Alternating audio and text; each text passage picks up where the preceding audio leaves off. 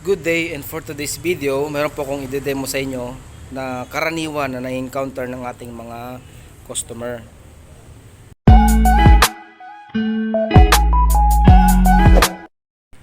So, meron po tayo dito na sample which is 11 kilogram na LPG tank.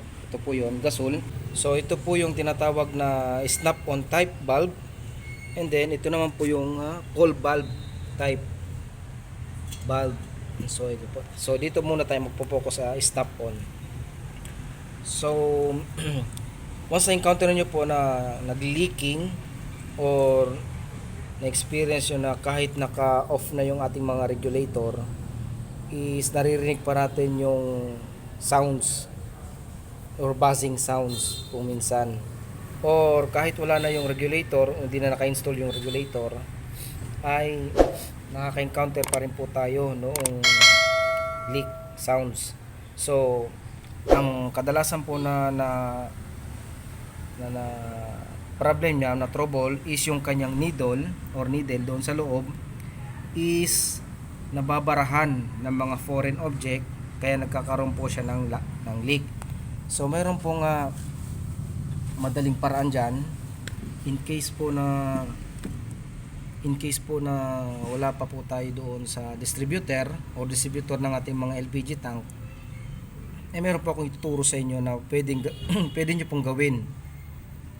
So, kuha lang po kayo ng ganito wire or any object po na matigas na makafit doon sa kanyang butas ng valve. Tutusukin nyo lang po ito para madiklag or maalis yung mga foreign object doon sa loob.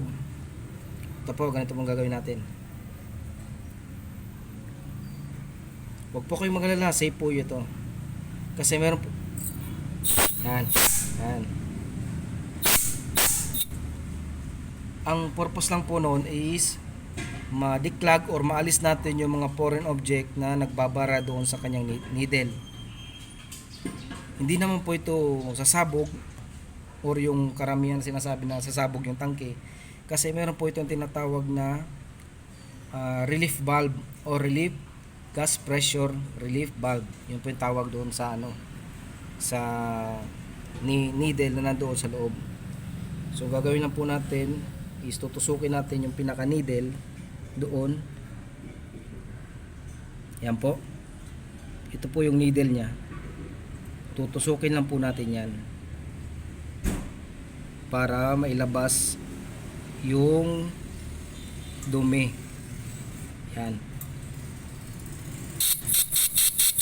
Ganyan lang po. So, okay na po siya.